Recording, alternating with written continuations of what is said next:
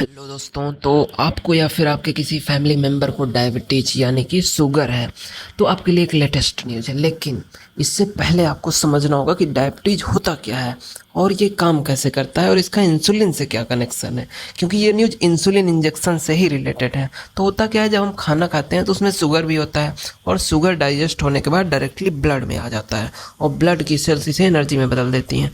लेकिन यहाँ पर आपको एक बात समझनी होगी कि शुगर को ब्लड की सेल्स डायरेक्ट एंट्री नहीं देती हैं। इससे क्या होगा कि ब्लड में शुगर का लेवल बढ़ने लगता है। जब बॉडी को ये चीज़ पता चलती है तो एक हार्मोन रिलीज करता है जिसको हम इंसुलिन कहते हैं। इंसुलिन ब्लड में जाकर शुगर को साथ लेकर उसको ब्लड की सेल्स में एंट्री करवाता है। इससे ब्लड की सेल्स शुगर को एनर्जी में बदल देती हैं और शरीर में शुगर का लेवल कंट्रोल हो जाता है। लेकिन कभी कभी होता क्या है कि हमारी बॉडी इंसुलिन बनाने वाली सेल्स को ही दुश्मन सेल समझकर खाने लगती हैं।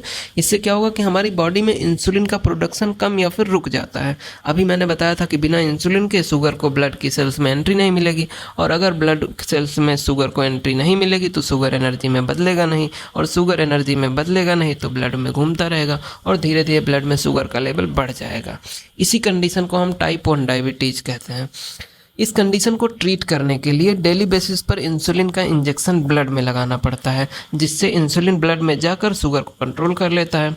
भारत में मिलियंस ऑफ पीपल इंसुलिन का रेगुलर डोज लेते हैं, लेकिन अब इंडिया में पहली बार एक ऐसी इंसुलिन डोज आई है जिसे एक बार लेने पर आपको एक हफ्ते तक इंसुलिन इंजेक्शन नहीं लेना पड़ेगा।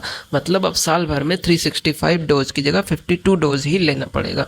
अगर आपको शुगर्स के बारे में और कुछ जानना है तो आप कमेंट करके हमसे पूछ सकते हैं।